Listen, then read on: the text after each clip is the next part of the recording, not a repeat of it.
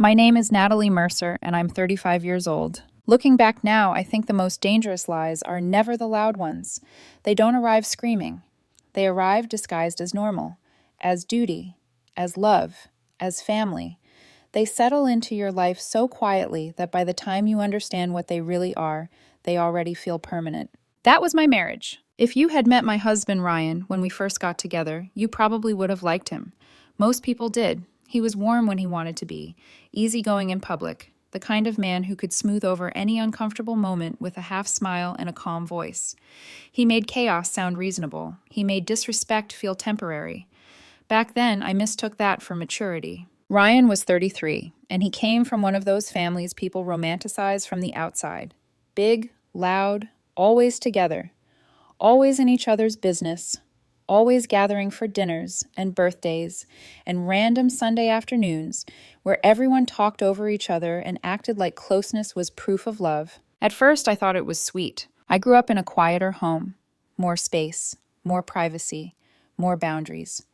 So when his mother hugged me, too long the first time I met her, when his sister looped her arm through mine like we were already family, when his brother slapped Ryan on the back and joked that now I was stuck with all of them too, I laughed. I thought I was being welcomed. What I didn't understand then was that I wasn't being welcomed into a family.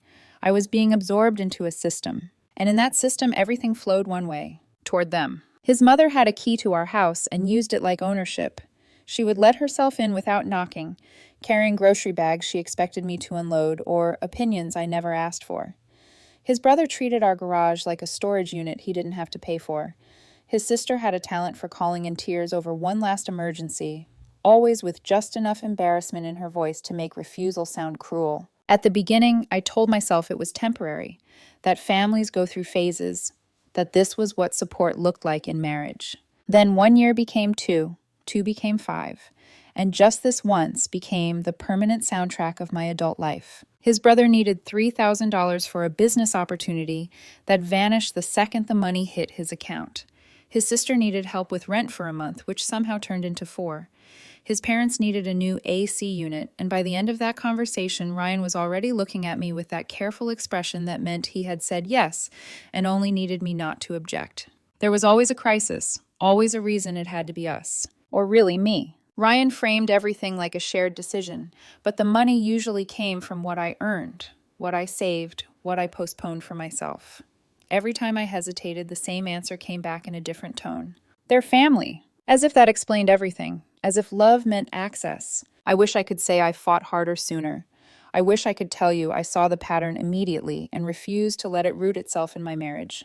But that would be a lie. The truth is, I made excuses because it was easier than admitting what was happening. I told myself Ryan was under pressure. I told myself he was trying to keep peace. I told myself marriage required compromise. What I didn't say out loud was that all the compromise seemed to happen in one direction. I bent, I adjusted, I paid, I smiled through dinners. I didn't want to attend and listen to problems that somehow always ended in my checking account. And somewhere in the middle of all that, I disappeared. The thing that finally cracked the illusion should have been simple. A birthday trip. That's all. We had planned it for months. Coastline, Ocean View Hotel, 3 days away from work, phones, obligations, and every member of Ryan's family who seemed to think they had permanent rights to our lives. The hotel was already paid for. My time off was approved. I had new sandals in the closet and a suitcase half packed by the bedroom wall. I was excited, truly excited. That should tell you how long it had been since anything felt like it belonged just to me. The morning everything changed. I was in the kitchen making coffee. Ryan was nearby, leaning against the counter, scrolling through his phone. It was one of those ordinary mornings that feel harmless until they split your life in half. Then his mother called. I wasn't paying full attention at first. I remember the sound of the kettle, the smell of coffee, the pale stripe of sunlight across the tile. Ryan answered with that automatic softness he seemed to reserve for them. A pause, then another. Then his expression shifted. I didn't even have to hear her voice to know what kind of call it was. Crisis. I kept stirring my coffee until I heard the sentence that made my hand go still around the spoon. Of course we'll help, Ryan said. I'll cancel our trip. He said it so easily. No hesitation, no glance at me, no question.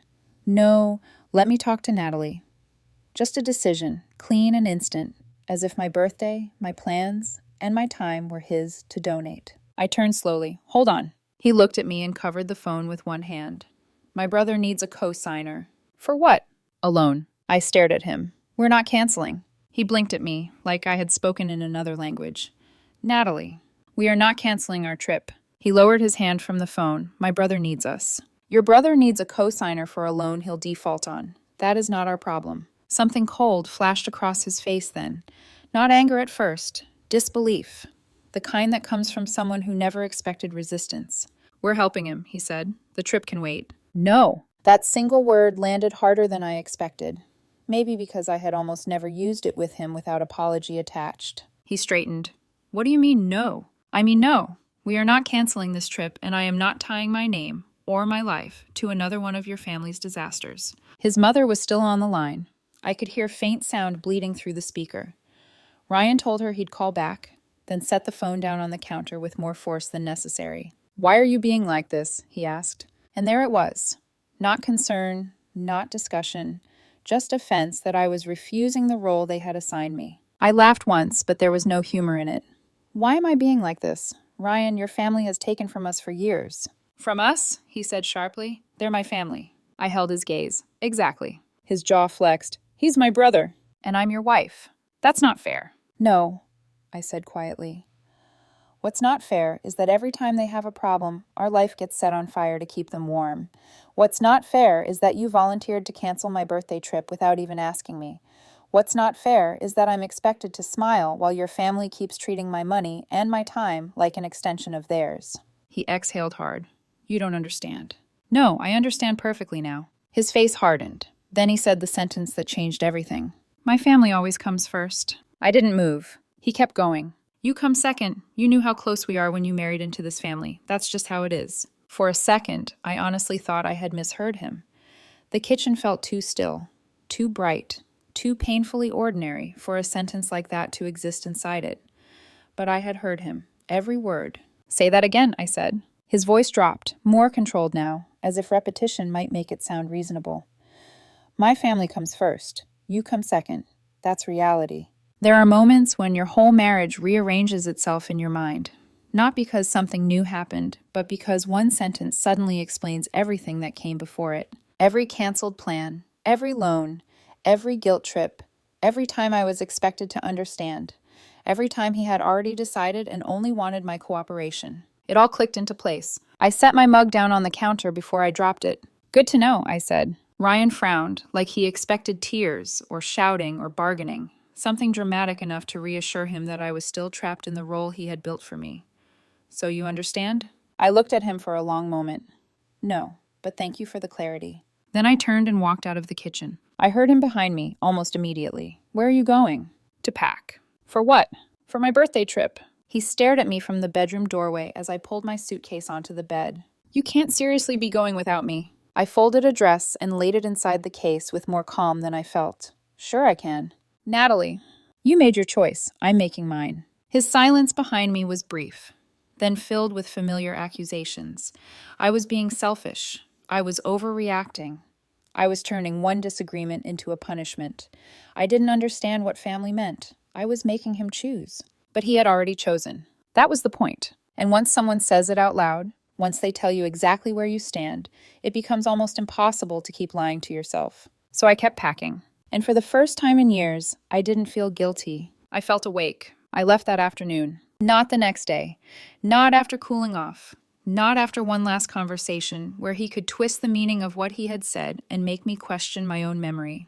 I left that same day, while the air in the house still held the shape of his words. My family comes first. You come second. It followed me through the bedroom while I packed, through the front door while I dragged my suitcase behind me, through the drive to the coast like a second heartbeat. Ryan called before I even got to the highway. I let it ring. Then again. Then again. By the time I hit the first stretch of open road, he had called 6 times and sent 3 texts. The first was angry. The second was offended. The third tried to sound reasonable. Can we please talk like adults? That one almost made me laugh. Because what exactly had I done that was childish? refused to cancel my own birthday trip so his brother could rope us into another financial sinkhole, refused to nod and smile while he declared, with total confidence, that I ranked below every person who shared his last name. No, I had been adult enough for both of us for a long time. I drove another hour before I answered him, and even then, it was only to say one thing. I'm not canceling this trip. Natalie, you are blowing this way out of proportion. I kept my eyes on the road. Am I? Yes. I said my family comes first because they're my family. That doesn't mean I don't love you. That's interesting, I said, because what it sounded like was that I'm expected to sacrifice whenever they ask, and smile while I do it. That's not what I meant. It's exactly what you meant. You just didn't think I'd finally hear it. He exhaled hard. So what? You're just going to punish me now? No, I'm done protecting you from the consequences of your own honesty. Then I hung up. I ended up inviting my friend Tessa to meet me there for one of the nights. She had been hearing pieces of this story for years, though I had edited it heavily every time I told it. Trimmed the ugliest parts, softened Ryan, made his family sound chaotic instead of predatory. She didn't say I told you so when I explained what happened. She just listened, then said, I'm glad you still went. That sentence landed harder than I expected, not because it was profound, but because of how strange it felt to be validated for something so simple. The trip itself was beautiful in a way that almost made me angry. The hotel overlooked the water. The room smelled faintly of salt and linen. At sunset, the whole sky went molten, peach, gold, coral, then deepening blue, and people on the balcony below me clinked glasses and laughed like life was uncomplicated. I stood there with my hands on the railing and let myself feel two things at once: relief and grief. Because once the noise fell away, once Ryan's family wasn't filling every available inch of space with need and guilt and interruption, I could finally hear how tired I had been. Not physically, soul tired. The kind of tired that comes from always being the reasonable one, the patient one, the stable one. The kind of tired that settles in when everyone around you gets to have emergencies and you never get to have boundaries. That first night, Ryan called 11 times. The second day, he switched tactics and sent photos from home, our dog by the back door, the half-unpacked groceries, the sweater I'd left over the chair. Small domestic things, like reminders of what I was supposed to come back and resume. Then came the guilt. My mom's upset. My brother says I'm abandoning him. You're making this harder than it has to be. That last one sat on my screen for a long time. I read it over breakfast with ocean light spilling across the tablecloth, and suddenly I saw the whole marriage in one sentence. You're making this harder than it has to be. Meaning stop resisting. Stop slowing the machine down. Stop insisting you matter too. I didn't answer. Instead, I ordered another coffee. I walked on the beach with my shoes in one hand and cold water curling around my ankles. I let Tessa talk about her students and her sister's new apartment and some man she'd gone out with twice and probably wouldn't see again. Ordinary things, balanced things, things that did not end in panic and invoices. On the last morning, she looked at me over breakfast and asked very quietly, "Are you done?" I knew what she meant. Not with the trip, with the denial. I stared out at the water a moment before answering. I think I've been done for a long time. I just didn't know it yet. When I got home, the house was quiet in that tense, listening way some houses get after a fight. Ryan was in the kitchen when I walked in. He looked exhausted, irritated, and relieved all at once, which told me he had expected this to end the way everything else had ended, with me returning softened. "Natalie," he said, like the word itself was supposed to bridge the distance. I set my bag down by the stairs. "Hi." "That's it? You disappear for 3 days, ignore half my calls, come back and just say hi?" "I didn't disappear. I went on the trip we planned." "You know what I mean." "I do, and I'm not interested in fighting about it again." He looked thrown off by that. Ryan understood conflict best when it stayed emotional. Raised voices, tears, defensiveness, things he could redirect. Calm always unsettled him. "So what now?" he asked. That word had weight, because that was exactly what I had spent the whole drive home deciding. "Now," I said, "we stop pretending this marriage works the way we've been calling it." He gave a short, disbelieving laugh. "You're still on this?" I looked at him for a beat too long.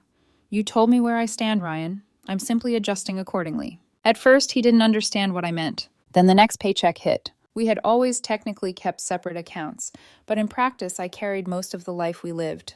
I covered about 70% of our mortgage, most of the utilities, a larger share of groceries, dinners out, surprise expenses, and all the little invisible things that keep a home running. It had started because I earned more, and I hadn't minded when I thought we were building something together. But building together and subsidizing disrespect are not the same thing. So I opened a new checking account and redirected my pay there. I sat down one night with my laptop, a calculator, and years of household statements. I made a spreadsheet: mortgage, utilities, internet, insurance, groceries, streaming services, pet expenses, every recurring cost, every shared obligation. Then I split them straight down the middle. 50%. Clean, exact, adult. I printed the numbers and left them on the kitchen counter. Ryan found them the next morning. What is this? Our household expenses. Your half is highlighted. He stared at the page. You can't be serious. I'm completely serious. Natalie, this is ridiculous. No, what's ridiculous is that I've been funding a marriage where I'm openly told I come second. He dropped the paper onto the counter. You make more than I do. And? And that's not how marriage works. I looked at him then. Interesting. Because apparently marriage also doesn't work by consulting your spouse before canceling her birthday trip. His jaw tightened. So this is revenge? No, this is math. The next shift hit harder. Ryan had been an authorized user on my card for years. Originally, it was for convenience. Groceries, gas, shared purchases, random errands. Over time, it became the card he used when one of his family members needed help, and his own money had somehow already vanished. I removed him. He found out in a department store parking lot when the card was declined. He came through the front door like a storm. My card got declined. Yes. He stared at me. You canceled it? I removed you from my account. You can't just do that. It was my account. I absolutely can. His face went red almost instantly. How am I supposed to pay for things? The answer rose in my throat before I could stop it. Like an adult. His mouth actually fell open. This is insane. We're married. And according to you, your family comes first. So I'm respecting that structure. You can handle your priorities with your money. I'll handle mine with mine. He tried anger, then wounded disbelief, then that softer tone he used when he wanted to frame himself as the reasonable one. Natalie, I know you're upset, but this is not how people work through problems. I leaned against the counter and folded my arms. Then what is? I keep paying while you keep choosing them? That's not what this is. Then tell me what it is. He opened his mouth, closed it, and there it was again. That small, brittle pause that only happened when truth cornered him before he could find a nicer lie. The spare room changed next. Officially, it had always been a guest room/hobby room. In reality, it was mostly his overflow space. Half-finished projects, clutter, boxes of things he kept meaning to sort through. Nothing in there was urgent, but all of it somehow outranked my need for quiet or space. One Saturday morning, while he was out with his brother, I cleaned it out. I boxed up the supplies carefully, labeled everything, moved the boxes to the garage, next to the piles of his brother's junk that had been there so long they may as well have paid property tax. Then I brought in a desk, a lamp, the filing cabinet from the hall, and the reading chair I'd always wanted somewhere other than the bedroom corner. When Ryan got home, he stood in the doorway and just stared. What did you do? I made myself an office. That was our spare room. I met his eyes. I'm still paying my share of this house, and I need a space that's actually mine. That's not the point. It is now. He looked around the room again, like he expected the old version of our life to reappear if he stood still long enough. It didn't. After that, the silence between us changed shape. Not louder, sharper. We moved around each other like two people sharing a waiting room. Conversations shrank into logistics. Did the dog eat? The plumber's coming Tuesday. Your package is by the door. I'll be home late. Fine. And for the first time in years, I started building a life that did not orbit him. I signed up for a woodworking class on Wednesday nights, not because I had always dreamed of woodworking, but because I wanted to make something with my hands that no one could drain from me. I joined a weekend softball league through a local rec center. I started saying yes when coworkers invited me out after work, instead of rushing home for whatever family drama might be waiting there. Ryan noticed. That was the thing about people who are used to your availability. Your absence feels louder to them than your presence ever did to you. Every Sunday, like clockwork, he would ask, "You coming to dinner?" And every Sunday I would answer, "No." At first he argued. Then he tried guilt. Then confusion. What are you doing instead? Plans. What plans? Mine. That answer drove him crazy. Because for 5 years I had always been explainable, predictable, reachable, useful. Now I was becoming private. And privacy, to someone who thinks they own access to you, feels like rebellion. Weeks passed like that, taut and strangely calm, long enough for him to start believing maybe this was the new arrangement. Long enough for his family to realize the cash flow had slowed. Long enough for me to enjoy the first thin, unfamiliar edges of peace. Then the real emergency hit, and suddenly all of them were on my doorstep. They didn't call first. That should have been my first warning. Ryan usually gave me some kind of heads up before bringing his family into our space, even if it was last minute, even if it came wrapped in that same careful tone that meant he had already said yes. But that night, there was nothing. No message, no explanation. Just the front door opening. Voices. Too many voices. I was in the living room when they came in. His mother first, already crying, his father behind her with that stiff, controlled anger he wore like a uniform, his sister pale and tight-lipped, and his brother. His brother looked like something had finally caught up with him. Bruised, tired, eyes darting like he couldn't focus on anything for too long. Ryan came in last, and the second our eyes met, I knew. This wasn't a conversation. This was a collection. "We need your help," his father said. No hello, no acknowledgement that they had just walked into my home uninvited, just straight to the ask. I stayed where I was, sitting on the edge of the couch, one hand resting on the armrest, the other still holding my phone. With what?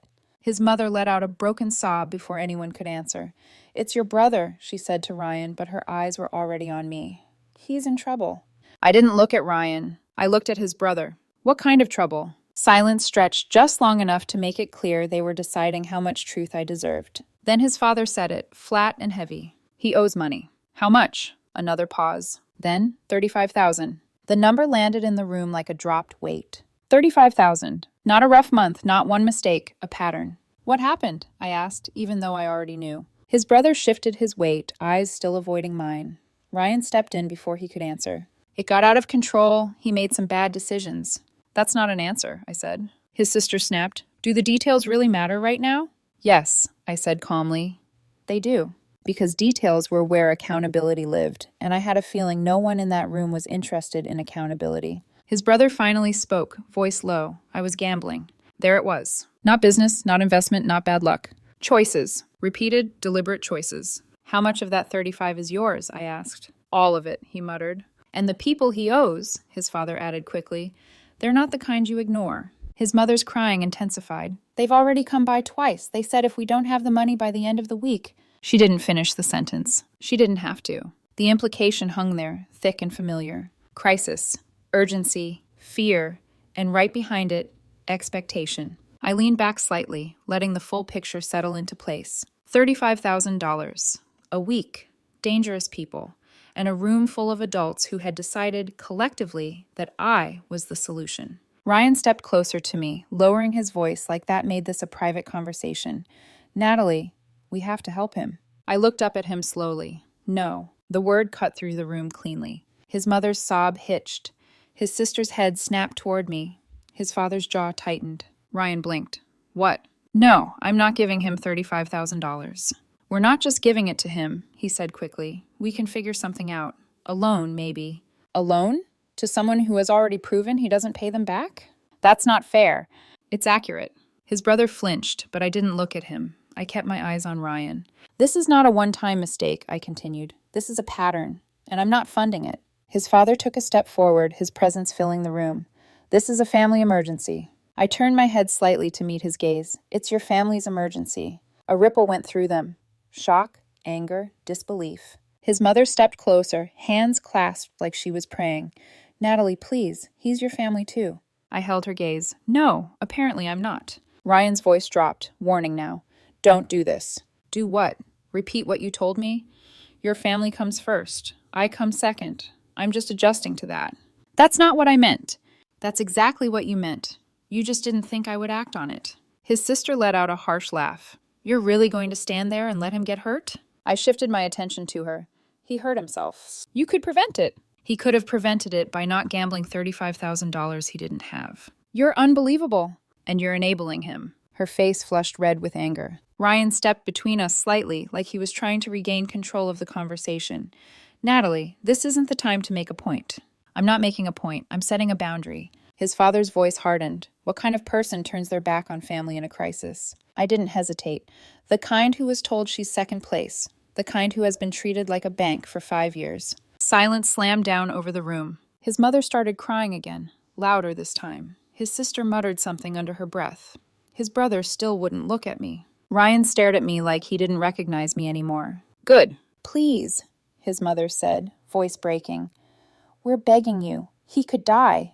The words were dramatic, heavy, designed to press every emotional button they had been using on me for years. But something inside me had gone very still.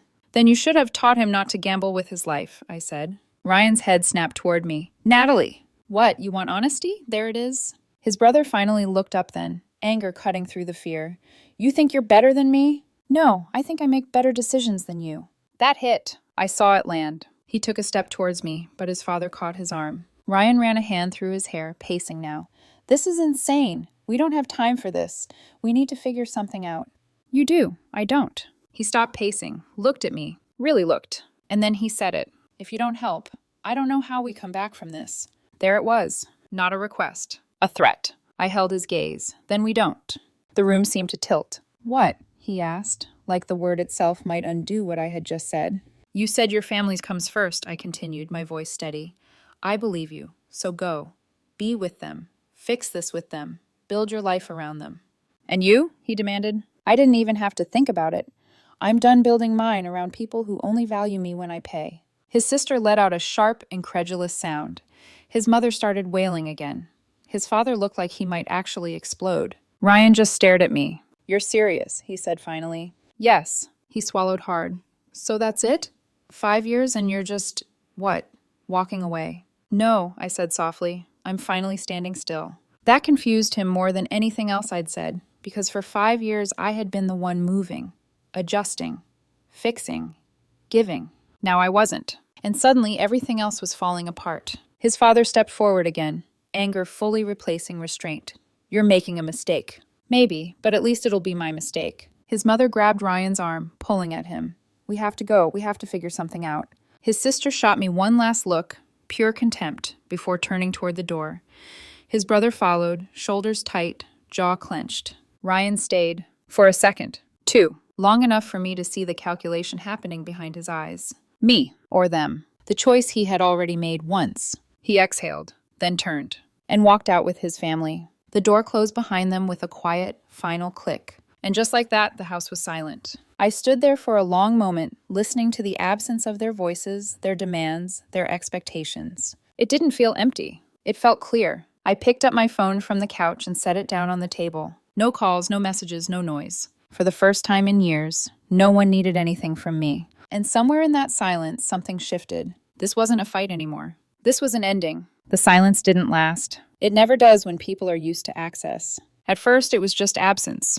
Ryan didn't come home that night. Or the next. No messages, no calls.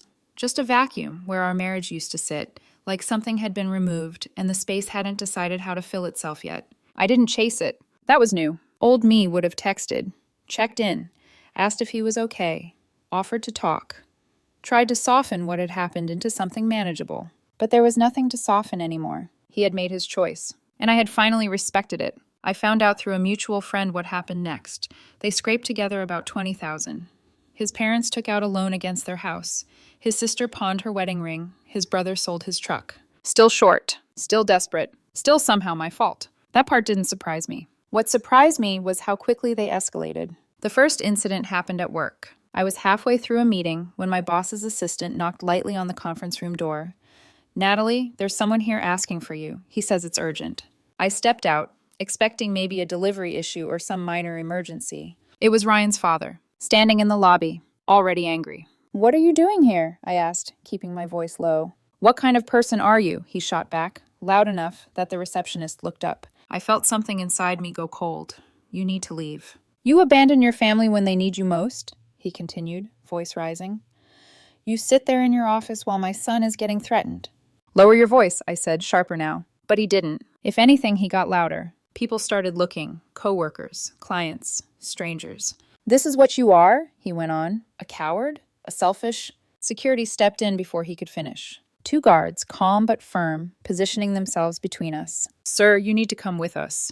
I'm not done. Yes, you are, one of them said. They escorted him out while he kept shouting. about family, about loyalty, about how I would regret this, how karma would come for me. I stood there still, while the lobby slowly returned to normal. But nothing about that moment felt normal, because this wasn't desperation. This was punishment. My boss called me into his office later. He closed the door, leaned back against his desk, and sighed.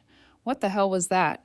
So I told him, not the softened version, the real one, the gambling, the money, the years of emergencies, the divorce. He listened, arms crossed, expression shifting from confusion to disbelief to something closer to sympathy. Jesus, he muttered when I finished. That's a lot. Yeah, he rubbed his face. Look, I get it, I really do. But we can't have that kind of scene here again. I know, I'll handle it. I meant it. I just didn't realize yet how much there would be to handle, because they weren't done. Ryan's mother started calling everyone. Not just me. Everyone. My parents, my sister, my aunt, the one I only spoke to twice a year, cousins I hadn't seen in a decade. She painted a version of the story where I was cold, cruel, ungrateful, where I had refused to help in a life or death emergency, where I had abandoned my husband and destroyed his family out of spite. My mom called me that night. Her voice was careful. She says you wouldn't help them. She says a lot of things, I replied. A pause. What actually happened? I leaned back against the kitchen counter, staring at the empty chair across from me. They wanted $35,000 to cover his brother's gambling debt. Another pause. Longer this time. Oh, she said finally. That's different. Yeah. Silence again. Then, softer, steadier. Good for you. I closed my eyes briefly. Not relief, but something close. Most of my family reacted like that once they had the truth. Some were quieter, some asked more questions, but none of them told me to go back. None of them told me I was wrong. Ryan's family didn't like that, so they escalated again. I walked out to my car one morning and stopped dead. Deep scratches carved down the entire side, not random, not accidental. Deliberate, slow, ugly. I didn't need proof to know who had done it, but proof was the only thing that mattered. So I took pictures, filed a report, documented everything. $800 in damage, and with it went any remaining doubt. That same week, his sister showed up at my softball game. I saw her standing near the parking lot when we wrapped up, arms crossed, watching, waiting. I almost laughed, because of course she did. You know they beat him again, right? She said the second I got close enough. No greeting, no pretense, just accusation. I dropped my glove into my bag. Who? My brother, she snapped. They broke 2 of his ribs. I met her eyes. That's on him. Her mouth fell open slightly. That's on you. No, it isn't. You could have prevented this. He could have prevented it. You're unbelievable. And you're still enabling him. Nothing's changed. She stepped closer, anger radiating off her. You're a sociopath. And you're desperate. That ended the conversation. She left after that, muttering under her breath, throwing one last insult over her shoulder like it might stick if she said it loudly enough. It didn't. Because by then, something inside me had already settled. They couldn't guilt me anymore. They couldn't scare me. They couldn't shame me back into the role they had built for me. So they tried something else. Work again. HR called me in the following Monday. Different person this time. More formal. More careful. We've received an anonymous complaint, she said, hands folded neatly on the desk. About what? Allegations of unstable behavior. Threatening language toward family members. I just stared at her. For a second, I honestly thought I had misheard. That's not true, I said flatly. I understand, she replied, but we have to investigate all claims. Of course they did. So I sat there in that sterile office and explained my divorce, explained the harassment, explained the gambling debt, explained why someone might want to paint me as unstable. It felt invasive, not because I had done anything wrong, but because I was being forced to defend myself against a story that should have never existed in the first place. When I finished, she nodded slowly. Do you have any documentation? I did, because by then I had started collecting everything. Every text, every call, every incident. I sent her the file later that day. Timestamps, screenshots, photos of the car, the police report. Evidence. My boss called me in again afterward. I'm on your side here, he said. But if this spills into the workplace again, it won't, I said. And this time I knew exactly what I meant, because I wasn't reacting anymore. I was building a record. Ryan finally called me that week. First time since the night he walked out. I stared at his name on my screen for a long moment before answering. What? A pause. Then, softer than I expected, we need to talk. About what? About us. I almost smiled. There is no us, Ryan. That's not fair. It's accurate. He exhaled. Can we just meet, talk face to face? I hesitated, not because I believed him, but because some part of me still wanted to look him in the eye one last time and see if there was anything left worth saving. Fine. Coffee. Public place. Thank you. That should have been my warning, because Ryan had never handled things directly when he could control the situation instead.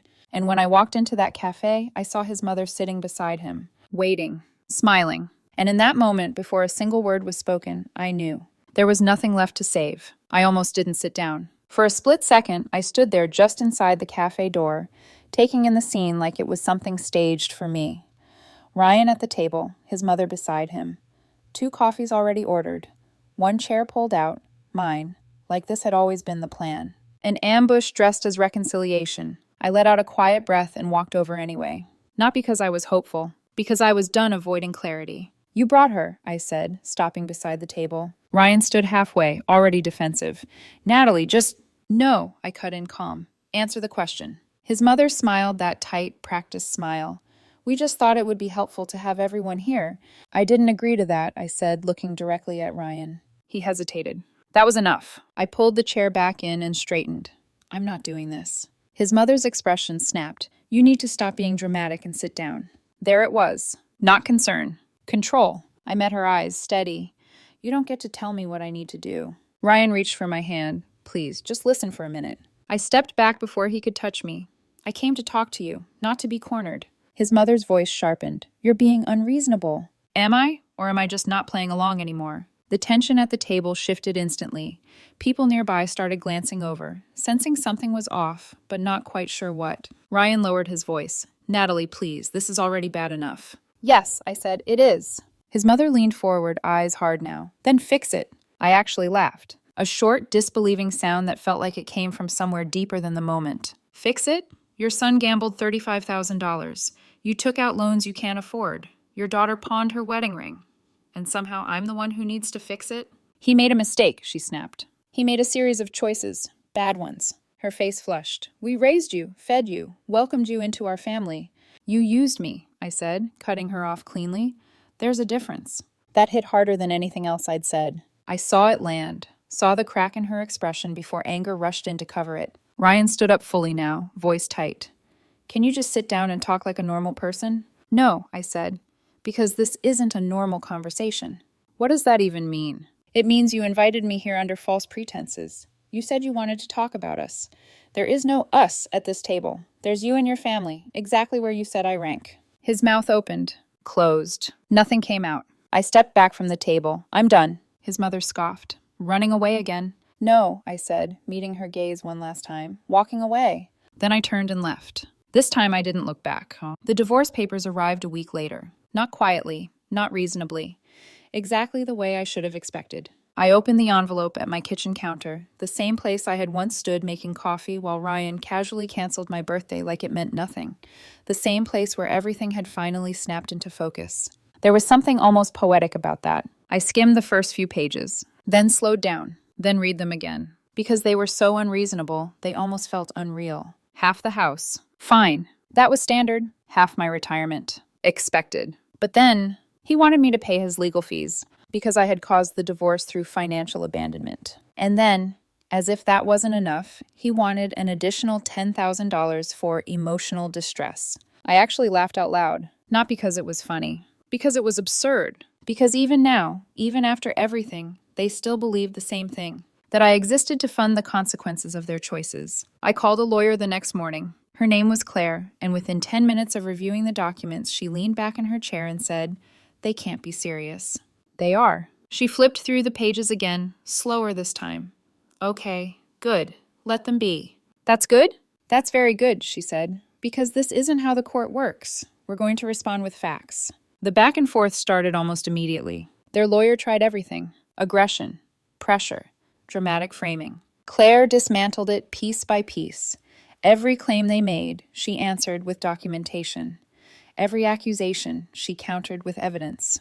And behind the scenes, I kept building the file. 5 years of transactions, every transfer, every loan, every emergency. I went through bank statements late into the night, cross-referencing dates with messages, building a timeline so clean it couldn't be twisted. By the time we were done, the total sat there in black and white. Just over $24,000. Gone. Not a single repayment. I stared at that number for a long time. Not because of the money, because of what it represented. 5 years of being useful. 5 years of being second. Court day came faster than I expected. I arrived early, alone, calm in a way that would have surprised me a month earlier. Ryan arrived with his entire family. Of course he did. His mother, his father, his sister, even a couple of extended relatives I barely recognized.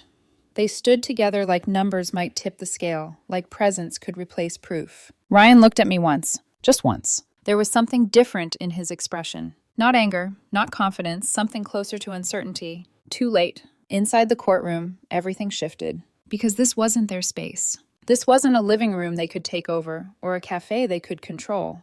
This was structure, rules, evidence. Claire started. Calm, precise. She laid out the financial history first. 5 years. Every payment. Every bailout. Every transfer to his family. $24,000. No repayment. Then the household breakdown. 70% of expenses covered by me, despite both of us working. Then the credit card records. $3,000 in cash advances the month before I cut access, all sent to his family. Then came the messages, plans canceled, requests made, promises broken. And finally, the sentence, the one that started everything. My family comes first, you come second. Claire didn't need to emphasize it. She just let it sit there. The judge's eyebrows lifted slightly. Ryan's lawyer tried to recover. She was in an emotionally impossible position, forced to choose. No one forced her, Claire cut in. She made that statement clearly. My client simply responded to it. Ryan's mother started crying in the back. Loud, dramatic. The judge looked up. Ma'am, you are not part of this case. Be quiet or leave. That shut her down. For a moment, their lawyer tried another angle. Financial abandonment. That I had suddenly withdrawn support. Claire didn't even pause. My client stopped funding third-party expenses unrelated to the marriage. That is not abandonment. That is a boundary. The judge nodded slightly. Next, they pushed for alimony, claimed dependency. Claire pointed to his income, his job, his financial records. The judge looked through everything, then shook her head. Both parties are capable of supporting themselves. Just like that. One by one, every angle collapsed, until there was nothing left. Outside the courthouse, the tension snapped back instantly. Ryan's father approached me first. You're really going to let this happen? We're going to lose everything. I looked at him, really looked, at the man who had walked into my workplace and tried to humiliate me, at the man who had treated me like a resource instead of a person. You took out loans you couldn't afford. That's on you. His jaw tightened. We welcomed you. You used me. I already told you that. Movement to my left. Ryan's brother. Closer than I expected. You think you're better than us? He snapped. I didn't step back. I think I stopped making your mistakes. He shoved me. Hard. Not enough to knock me down. Enough to make a point. Claire stepped in instantly. Touch her again, and we pressed charges. Security was there seconds later. Fast, efficient. They pulled him back while he shouted. Threats, insults, promises of what I'd regret. None of it mattered. Because for the first time, I wasn't in their world anymore. They were just noise. Ryan stood a few feet away, saying nothing. Watching. And in that moment, I realized something final. He hadn't just chosen them. He had become them. I turned, walked down the courthouse steps, and didn't look back. The house sold faster than I expected. Market was strong. Clean listing. Neutral staging. No trace of the life that had once filled it with noise and obligation. Within a month, it was done. After the mortgage cleared, we each walked away with just over $85,000. Ryan needed his immediately. I didn't ask why. I already knew. I put mine into a savings account and didn't touch it for a week. Not because I didn't have plans, but because for the first time in years, the money didn't feel like it belonged to someone else before it even reached me. It felt safe. Mine. I didn't have to go looking for updates. They found me anyway. Not directly. Through mutual friends. Through quiet conversations. Through the kind of information that spreads when a system finally collapses and people start trying to understand how. Ryan's parents lost the house. The loan they took out, desperate, rushed, badly structured, caught up with them exactly the way those things always do. There was no last-minute rescue, no hidden solution, no one left to cover the gap. They moved in with his sister. That didn't last. Her husband filed for divorce not long after. Turns out pawning a wedding ring without telling your spouse has consequences. His brother disappeared. Left the state, from what I heard. Still running. Still owing.